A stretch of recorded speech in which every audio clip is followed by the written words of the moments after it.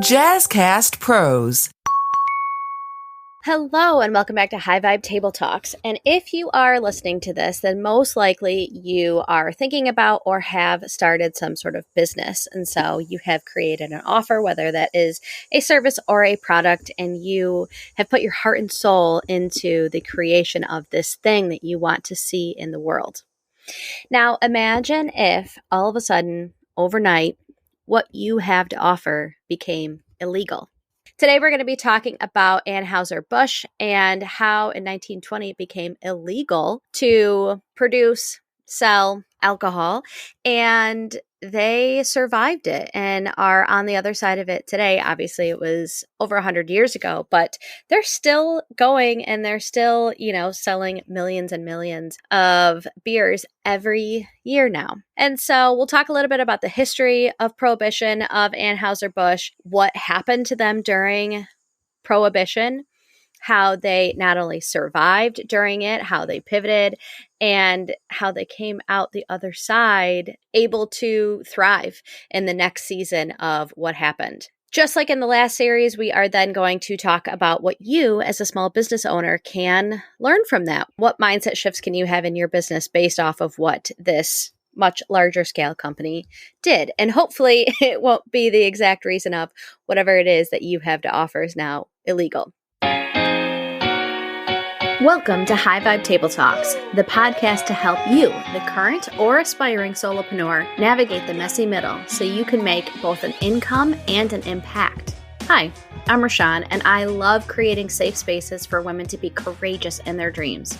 After spending a decade working in sales for a startup and talking with hundreds of other women entrepreneurs, I know it can be lonely, but you can do this. So pull up a seat. This is High Vibe Table Talks.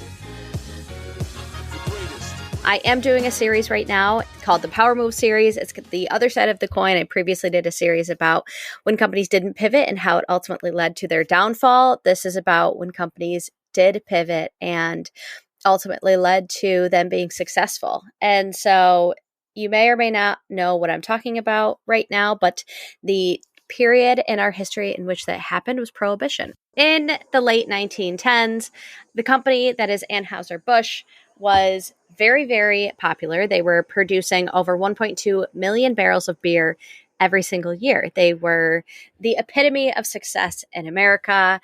If you lived in an American home, you probably had an Anheuser Busch beer on your shelf.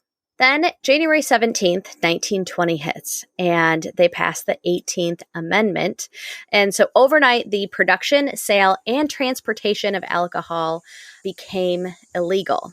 And it was more than just a ban on beer. I mean, you think about not only the 1,300 breweries in the U.S. that were forced to shut down overnight, but you think about the whole production line from the growing of the barley and the hops and the glass factories, the bartenders. You think about all the jobs of the people that are doing all that manual labor. You think about the truck drivers who are transporting these.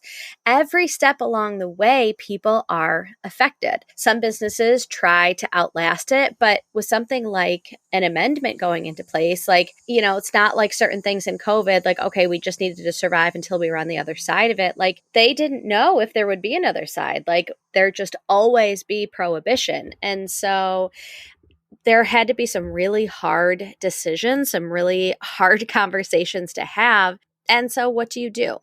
The question that Anheuser Busch asked themselves was, if we can't sell beer, then what can we do with what we already have? So you think about the production line of something like beer. So the growing of barley, the yeast that goes into it, the glass bottles, the production line, the temperature controlled part of the entire process from when it is bottled all the way through to where it is being delivered to, including in the trucks. And so what are other ways that we can utilize these parts of our factories and these relationships that we have and the staff that we already have, and how can we turn that into something that we can still make money on, we can still provide something for the American public? And so the first thing that they did launch was Bevo, which is a near beer. It had less than 0.5% alcohol. And so that technically, fell under the legal aspect when it came to the government. And so it was marketed as a sophisticated, family-friendly alternative. It came in very elegant bottles, and they really leaned into the marketing, having family parties, having picnics, having dinner parties, and you just felt more elegant because you were drinking this near beer, is what they called it. And for a time, it really, really worked. It was everywhere. By 1923, they were producing more than 5 million cases a year. And so it was successful, but after a certain point in time, the kind of aesthetic of it declined. And so it supported them for a little while, but by the late 1920s, the demand wasn't there for it to keep supporting them. Again, this happened in 1920, and they started Bevo in 1923, and it gave them a good 5 or so years before they again had to pivot. And so also thinking about the equipment that they have, the staff, the temperature control, they decided to lean into ice cream. And one of the things that they did was really smart is that what was produced, they sold locally. We are in an age where I can get an Amazon Prime delivered to me in 48 hours. I don't have to leave my house. And one of the things that really does hurt is local business. And so if you follow me, if you hear me talk about things, it's always about like buy local, buy local, buy local, because, well, Jeff Bezos is off having a $50 million wedding, renting out all of Italy. You making a purchase to your local ice cream shop, your local bookstore, independent bookstore, like those sales literally make or break those people's P&Ls, like makes their day. Like they can pay for summer camp for their kids because of the purchase that you made. I remember when I sold my first sales course, I literally called my dad crying, like, someone bought my course. I was so happy. And like, I'm not the only one. If you're a business owner, like you get it. And so they decided to lean into ice cream because they had the production lines, they had temperature control, they had, just some of the stations in place that if you're starting from scratch, starting an ice cream line, you may not have. The second thing that they leaned into was yeast. You have to have yeast to create beer and during that fermentation process. And so they said, okay, what else can you use yeast for? And that is baking and bread. So they created yeast cakes and marketed them to home bakers, to families. And so that was another way to take the product that they already had and lean into another use of it. Malt extract. And so they did some magical marketing, I will say, when it came to malt extract. They advertised it as a health tonic. What they knew, the underground use case, was that home brewers who were in their basements or at their speakeasies or all the things that people did in kind of the black market during Prohibition, they said, okay, we're going to have this health tonic, wink, wink, and you can take this malt extract and use it in your basement brewery, your speakeasy, whatever it is you're doing to underground make your alcoholic beverages. And the last thing that they did were carbonated soft drinks. So you think about pop, and really a lot of the production part of beer, like bottling and production. I just said production way too many times. A lot of the like line work that goes into packaging beer is the same for pop. So you still have to have the same glass bottles. You have to have it very precise. You have to be able to keep it temperature controlled. You have to understand the carbonation. You have to keep up with, how much you're producing, how quickly, based on needs. And so they were able to take a lot of their lines and just swap out the beer for pop and become somewhat profitable relatively quickly.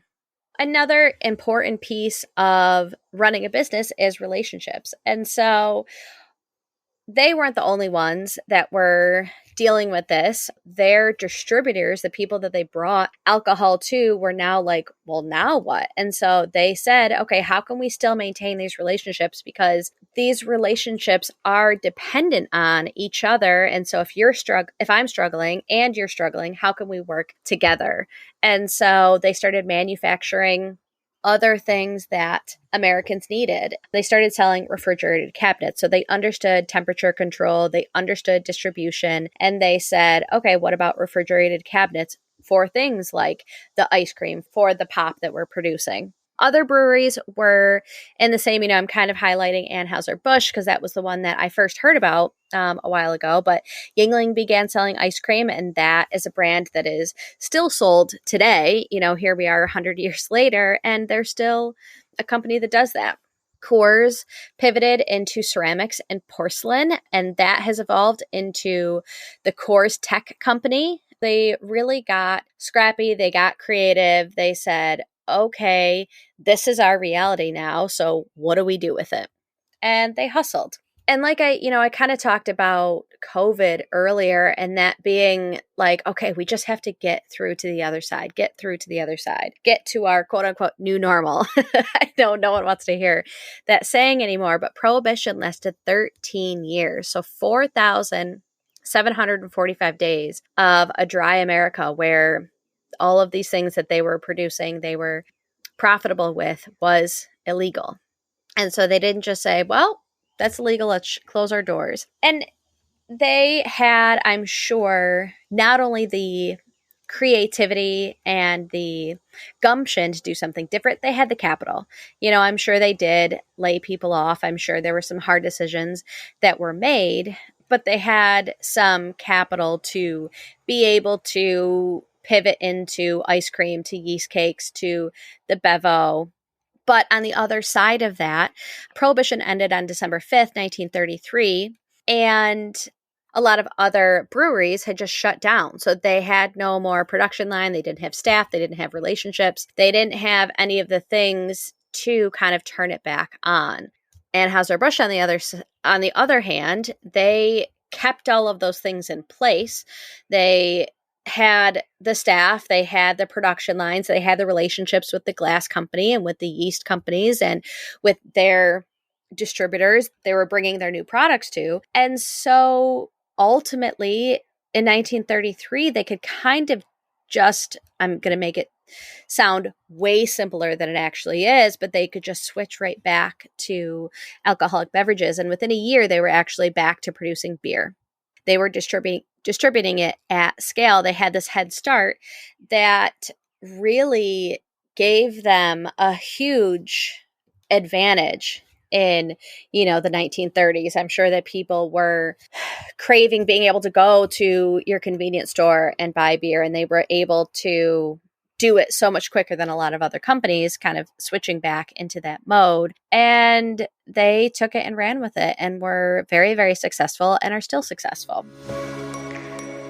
And so what can you as a business owner take from this? Hopefully nothing is going to get to the point where it's like what you're selling is illegal. But I will say that in all businesses, there are hard times. There are times in which we fail. There are times in which maybe you thought there was an audience for what it is that you have to offer, and you think this is the right audience for this. I'll give you an example. And I have mentioned this on the podcast before, but I thought, okay, I have these masterminds. I think they're going to be really successful for real estate agents because real estate agents are there to sell, but they're they may be part of a company, but it still feels like it's this competition. So if I can create a space where they come, it's not competitive because you're in Ohio and you're in Florida and you're in New York City. So we're not competing against each other. And I just was like, okay, this is going to be a really good idea. I'm going to have a real estate focus mastermind, even though I don't necessarily know about the real estate business. I'm going to bring them together. They have the expertise when it comes to real estate. I'm giving them a space to think about how they're promoting, how they're marketing, how they're selling, how they're running open houses, all those sorts of things. It was a total flop. I am good at facilitating those spaces. It just wasn't the right fit with real estate agents, even though in my head it was this like perfect fit. And so we're all going to have those. We're all going to have this thing, this way we think that our offers and services are going to be impactful in the world, and it just flops. And so repackaging what you already have to offer or rethinking kind of deeper down into the what of the what of the what, that's where this is really important. So in the last podcast episode, I talked about the Michelin star and the Michelin tires and how they're the same company. And again, they dug deeper into the what of the what of the what. And they said, okay, we're already building trust when people are traveling. How can we layer something on top of that? And so really thinking about what is your secret sauce, and you think that it looks like selling alcoholic beverages, but really it is selling yeast to bakeries because it takes the same product, it takes the same what deep down, it just is packaged a little bit differently. Instead of backyard barbecues drinking beer, we're having sophisticated dinner parties where we're drinking this Bevo. And so what can you do with what you already have? What problem can we help solve, even if it's not exactly our original product? I have also seen this, and there's a couple use case scenarios in this. Let's say you're an entrepreneur, but you need to get a 9-to-5 job or a part-time job, or, people are building their resume. And they build their resume and they're like, okay, but I did this specific thing for this specific company. Okay, take a step back and can we look at it like, what are problems that you solved? What are things that you worked through with the company?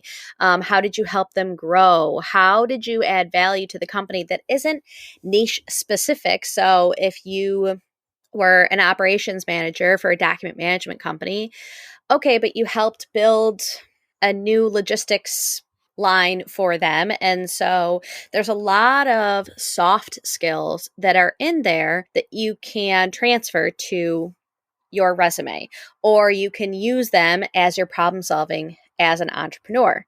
Same thing if you're going out and like pitching for money or doing a pitch contest. And so maybe people don't know your business down specifically, but how can you market your soft skills and take away the top layer of the what it is that you offer, and you really get into like, how am I of service to others, that can really go through multiple genres and multiple people will understand, regardless of if they understand your company specifically. Like I said before, like I was bringing a knowledge base to real estate agents about facilitating small groups through community, not having an expertise in real estate, which ultimately I think was part of the issue, because real estate agents have to have a little bit of like dog eat dog mentality, and just I could never quite break in through the community piece of it. But the idea is that how can you think about your product and service and get into more of the what of the what of the what, and the soft skills and the creativity and problem solving that you do for people, so that it's not so specific, and not necessarily that you need to pivot your whole business today, but if you are running into friction, can you look at it through a different lens? At the end of the day, entrepreneurs are creatives and they are problem solvers. I was listening to a podcast last week about this guy starting, I forget the company, but anyways, they're an ice cream company, and he bought his first ice cream truck when he was, in his 20s, and he wasn't any smarter than his sister, who had a high-powered job, high-level corporate executive. But he had gumption. He had creativity. He knew that when it came down to it, he could problem solve and he could push through kind of those mental barriers that we run into, because every single one of us, I don't care what entrepreneur you run into that you meet, they have failed, they have struggled, they have swung and missed. They have struck out more times than they have succeeded, but they have had resilience. They have been creative. They said, I'm going to figure out a way to push through this. I want to have a quick caveat of we are the relaxed entrepreneur. We are the cozy CEO. And so I'm not saying that I'm not promoting the hustle culture of just keep digging in. And if I just do more, I'll get to where I want to be faster. But you are going to have to be creative and dig in sometimes during this process. So just remember that as an entrepreneur, sometimes you have to think about the what of the what of the what and what you already have and how you can make small pivots to maybe find a different market that could work for you. So next week, we are going to be talking about another local to Rochester business called Wegmans. And Wegmans scales right. They don't scale, in the last series I talked about Target, and part of the downfall of Target was trying to expand too quickly. And Wegmans has definitely expanded. They are all over the East Coast of the United States, and people from all over the country when they come back to Rochester, go to a Wegmans. And it's a very important piece of people's lives, but they scale correctly. They don't just try to kind of blow up, which they totally could do. They have a really good business plan, a really good formula, but they are doing it in a very specific way that I think is part of what makes them very, very successful. And that's what next week's episode is going to be about. I hope you enjoyed this.